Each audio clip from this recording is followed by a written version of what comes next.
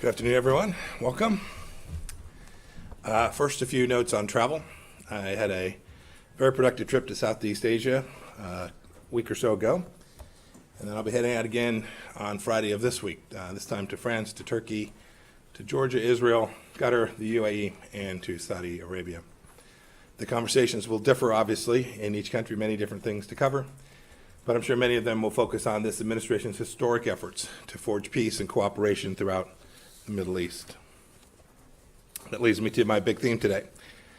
The Trump administration has had enormous success in marshaling coalitions of like-minded nations for the good of America and for the entire world. As one example, just 3 weeks ago, we continued our unprecedented defense of the unborn by signing the Geneva Consensus Declaration alongside 32 other nations. I'm especially proud that we've made religious freedom a top priority in the United States foreign policy for the first time in America's history. Our efforts are gaining momentum. We're building. They're getting a momentum that is all their own. On November 16th and 17th, Poland will host the third ministerial to advance religious freedom or belief. This virtual event, on the heels of the 2018 and 2019 ministerials, which were hosted here in Washington, the State Department, are the largest human rights events ever held here at the State Department. Albania, Morocco, Taiwan, the United Arab Emirates, and Colombia have all held follow-on events as well. And the International Freedom or Belief Alliance that I launched in February of this year now has blossomed into 31 member states and growing. Next week, I'll have a very special opportunity to participate in a virtual Alliance ministers meeting to solidify our plans for future action in the religious freedom space. You know, we're building out coalitions, too, that share our values in the economic sphere. In recent weeks, Undersecretary Keith Kroc has traveled to more than a dozen countries to bring freedom-loving countries and companies together in the Clean Network, a group that pledges to use only trusted vendors in their 5G networks.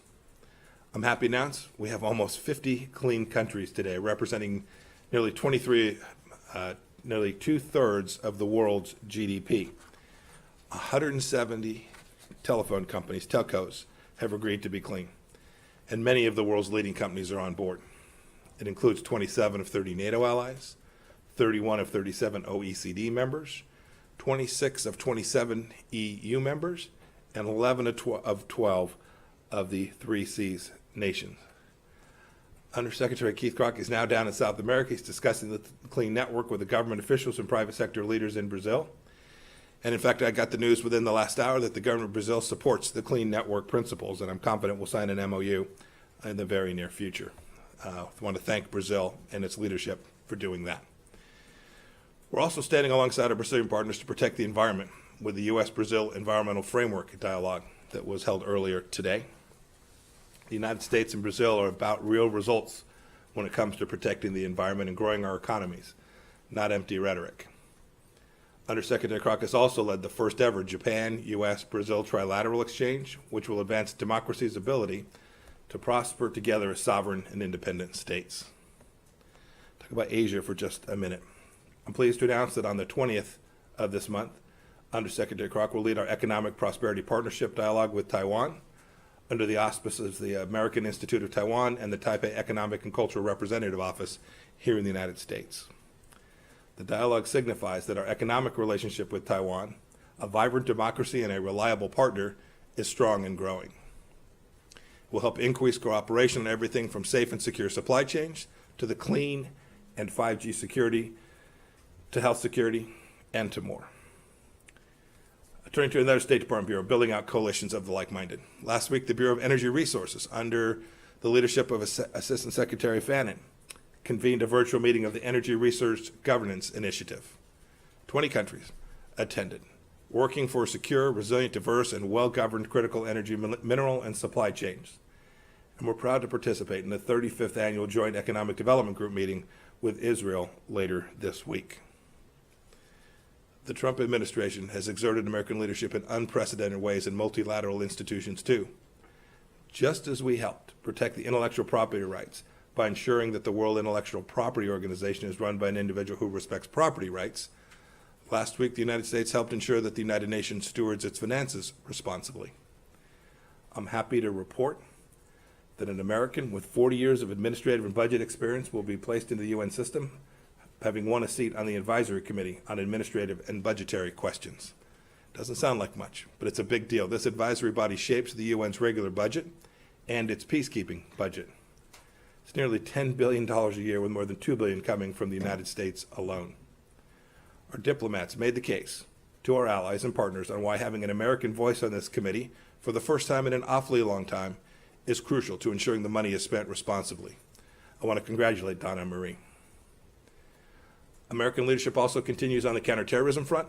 Today, the United States and Nigeria are co-hosting a virtual meeting with members of the global coalition focused on countering the threat of ISIS and its worldwide branches, including West Africa, and to supporting ongoing international efforts throughout the region. And in the Middle East, just last week, the United States sanctioned former Lebanese government minister Gibran Bassil under global Magnitsky authorities for his role in corruption. The Lebanese people clearly want their corrupt political class, so much of it beholden to Hezbollah, to stop ruining their country. Our action shows that American people stand with the Lebanese people as they call for their political leaders to chart a new direction marked by reforms, transparency, and honest governance. And on Iran, our efforts to protect the American people from the regime of Tehran will not cease.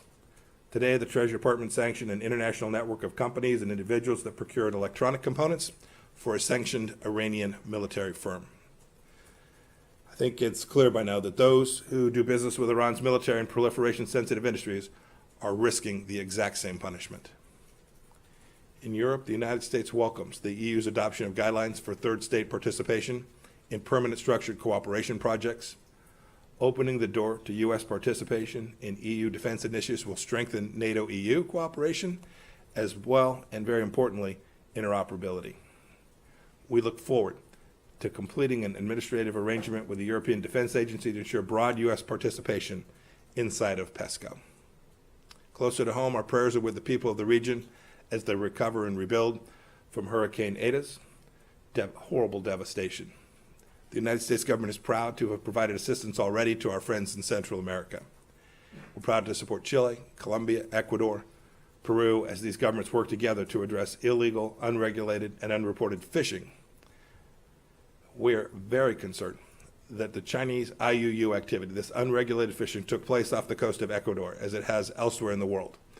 I was with the Ecuadorian foreign minister. He and I both agree that this must stop.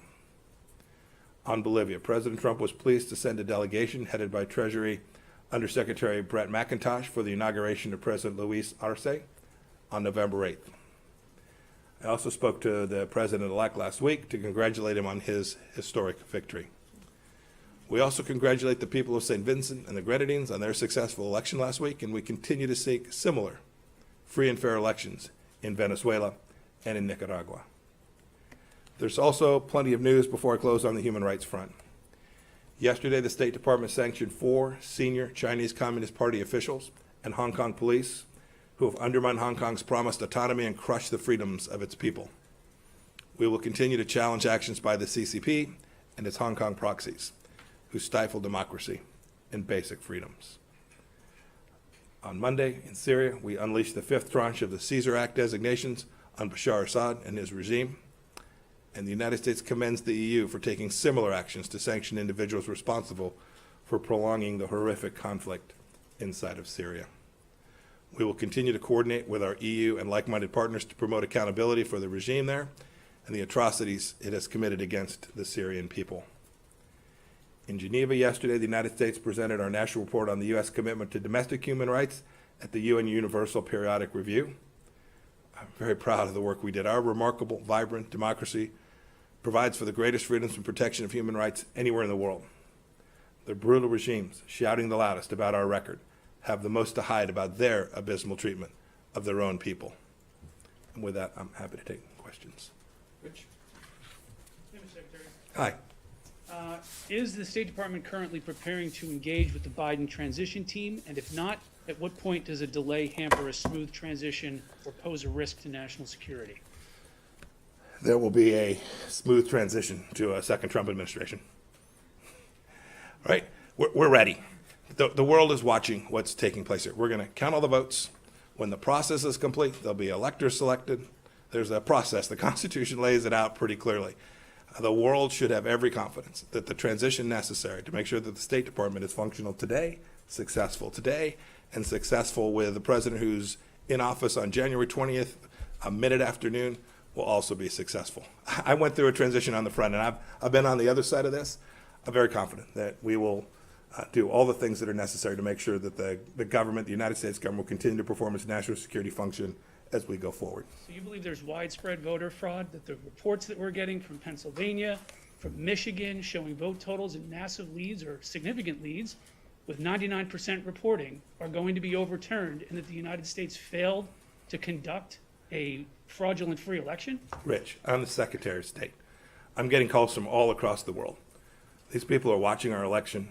They understand that we have a legal process. They understand that this takes time. Right? It took us 37 plus days in an election back in 2000. We conducted a successful transition then. I'm very confident that we will count, and we must count every legal vote. We must make sure that any vote that wasn't lawful ought not be counted. That dilutes your vote if it's done improperly. Got to get that right. When we get it right, we'll get it right. We're in good shape. Should foreign leaders not be calling We're in good shape. President-elect Biden? Who was next? Yeah. I want to ask you, I can barely hear you, ma'am. I'm sorry. Heba Nasser, Al-Sharq News. I want to ask about the sanctions against Gibran Bassil in Lebanon. We know that, we heard that this was on the making for some time, but I want to ask about the timing. Are you, were you doing this to make a new stage for the new administration? And also I want to ask about the arms sale to UAE. When we expect that to be delivered? So the second question was about the arms sales to the United Arab Emirates.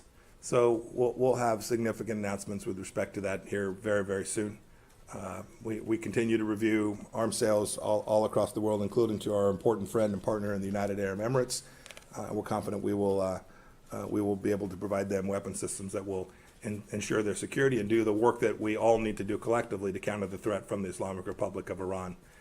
Did you ask about Iranian sanctions earlier and the impact of those? No, the sanctions against Gibran Bassil in Lebanon. Are you setting a Yes. new stage for the new administration? I want to ask about the timing, that's it. Yeah. So I'll answer that question more broadly. No, the sanctions we put in place are because they're right and proper and will deliver good outcomes for the people in the country in which we sanction their leaders who are corrupt. That certainly holds true for Gibran Bassil. Right? This was someone who was deeply connected to a foreign terrorist organization, Hezbollah. We've now sanctioned him. The Lebanese people don't want to have anything to do with that. They want an independent nation. They want a sovereign country. They don't want the political elites that have been corrupted through the system that was put in place and permitted them to loot and rob their country. They want freedom. They want prosperity. They want jobs. Those are the things we want. The sanctions that we put in place against the former minister are appropriate and useful towards getting us closer to that one day where the Lebanese people can have what it is they so richly deserve. Are we expecting a new sanctions? Christina? Thank you, Mr. Secretary. Hi, Christina. Hi, how are you? Good. Good, good.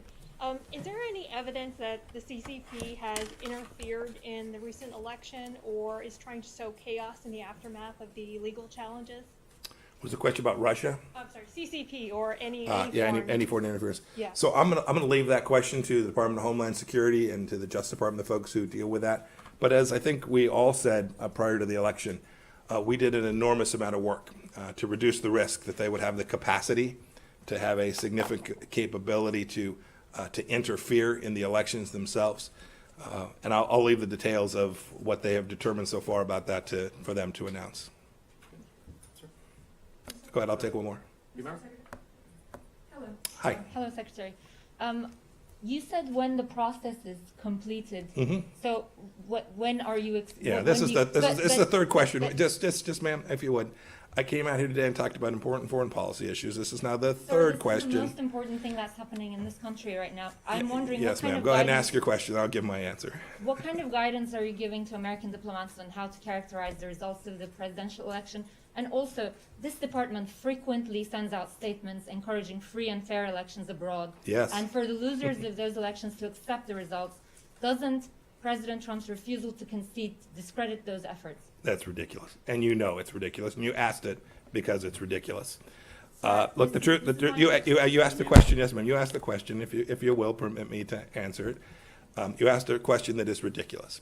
This department cares deeply to make sure that elections around the world are safe and secure and free and fair, and my officers risk their lives to ensure that that happens. They work diligently on that.